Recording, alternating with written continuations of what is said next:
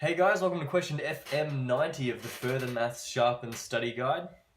As always, I've drawn a quick little outline of the information that you've been given in the questions. However, it'll be much better for you to run off of your own booklets or downloads, whatever it is that you have.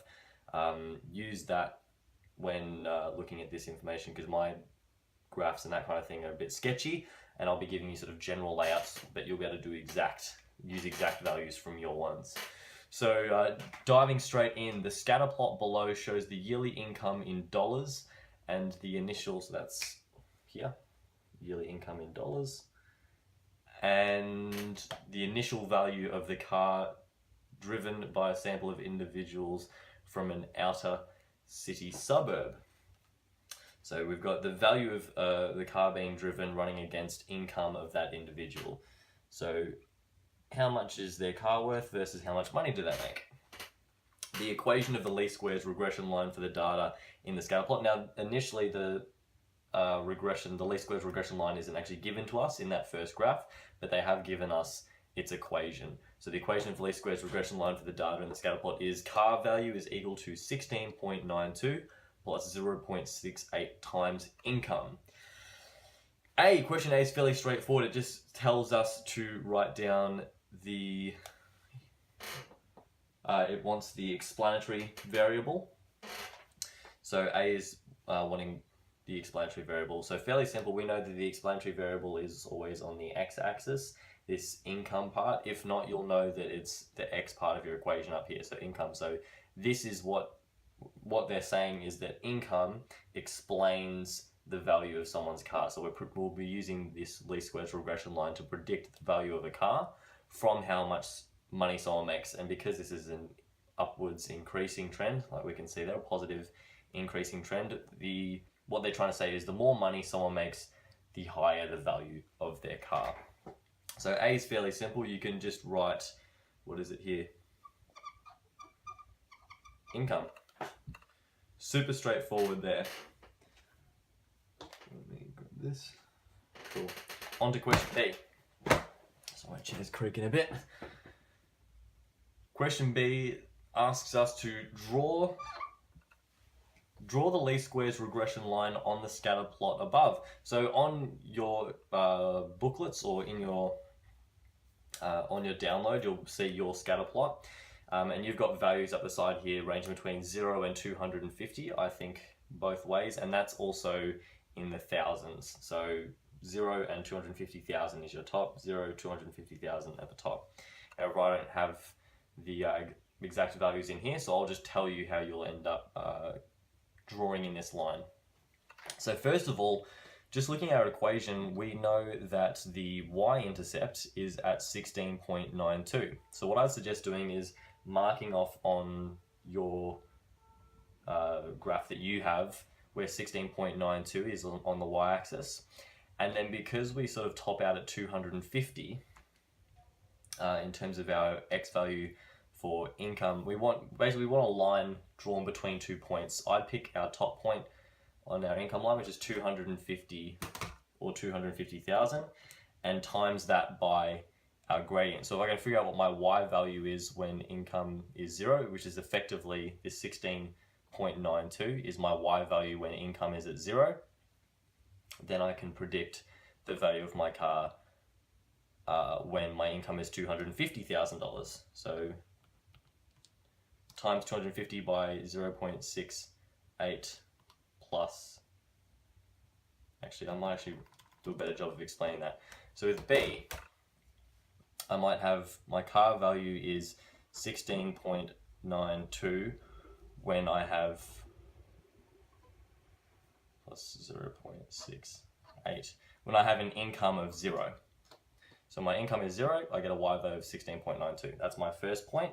And then my second point, I'm going to have as 16.92 plus 0.68 times 250. So if I punch that into a calculator, 16.92 plus 0.68 times 250, I get 186.92. And now if I plot that on my graph, so let's say it's somewhere up here, there's my second point. I grab a ruler and just connect those two points up with a straight line. There's my regression line. So that is how you would, in effect, answer question B. So question B just basically wants you to draw that line in, starting at 16.92 with a gradient of 0.68. Part C says, interpret the slope of this least squares regression line in terms of the variables income and car value. So this is one of those questions that wants us to write a sentence just explaining what the slope, so this 0.68, actually means in real life terms. So in terms of the income and the, what did they ask you to put in, car value.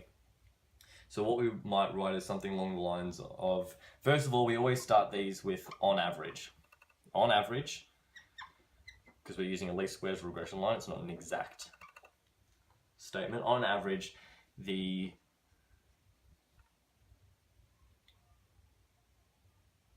initial value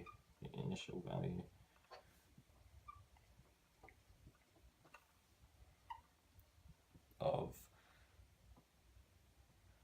or actually let's use, they've asked us to use car value specifically. On average, the car value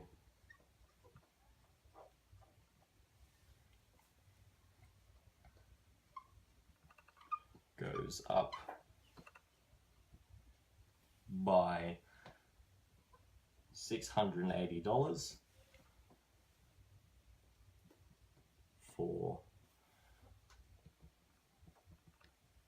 every $1,000 increase in income. So this is a possible answer. It's just saying on average, that on average is very important. The car value goes up by $680 for every $1,000 increase in income. So if you want to be more specific, you might say the value of an individual's car goes up by $680 for every $1,000 increase in that individual's income, or something along those lines, as long as you're sort of specifying on average and then making sure that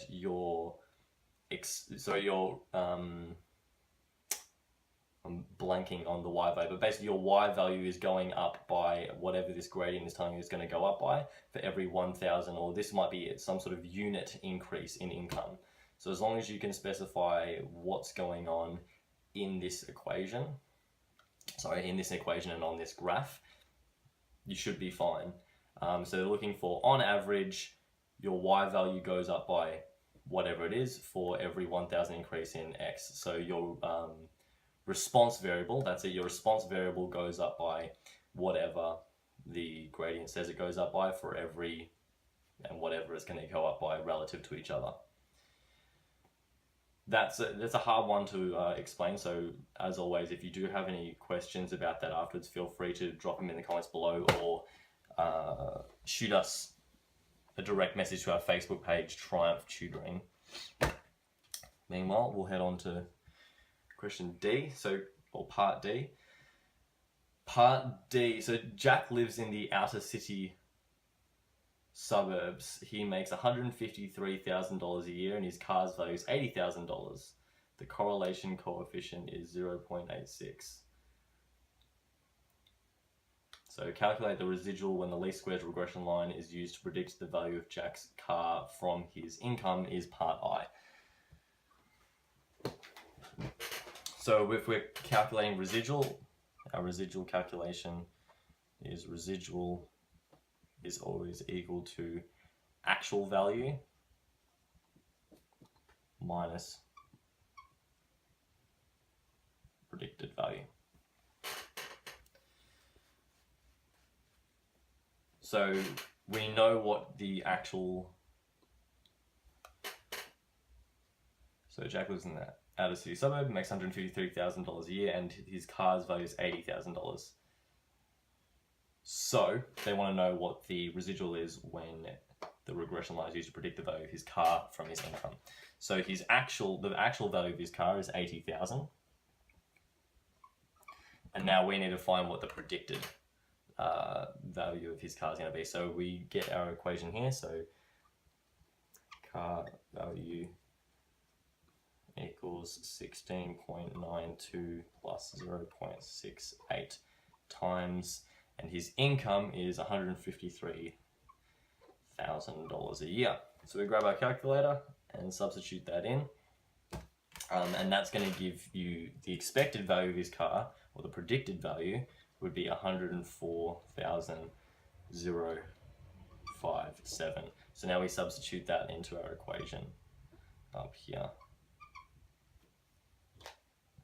And now we can calculate the residual.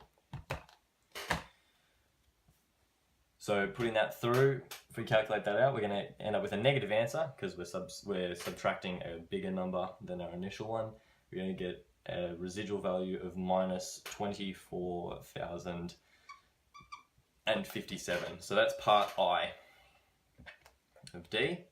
And then part II wants us, cool.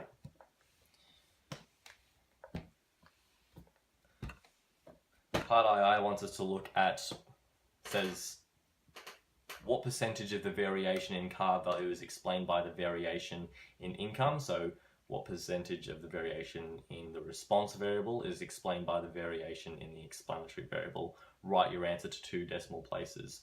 So guys, we've been given a value of R. So what they're trying to get you to pick up on is the fact that the coefficient of determination, or R squared, is used to find the percentage of variation in our response variable that's explained by the variation in our explanatory variable. So they've given us a value of R, which is equal to 0.86. Now this is R is the correlation coefficient. What we want is the coefficient of determination, and how we find that is by using R squared. So R squared is equal to 0.86 also squared, which ends up dropping out a final value of 0.7396. And we need to convert this into a percentage. So our final answer for D, part II, is, well, we times this by 100, and we get 73.96%. So guys, this was a pretty long, winding, confusing one. If you have any questions following all of this, please feel free to drop them in the comment below, or send us a direct message to our Facebook page, Triumph Tutoring, and we'll definitely be able to help you out.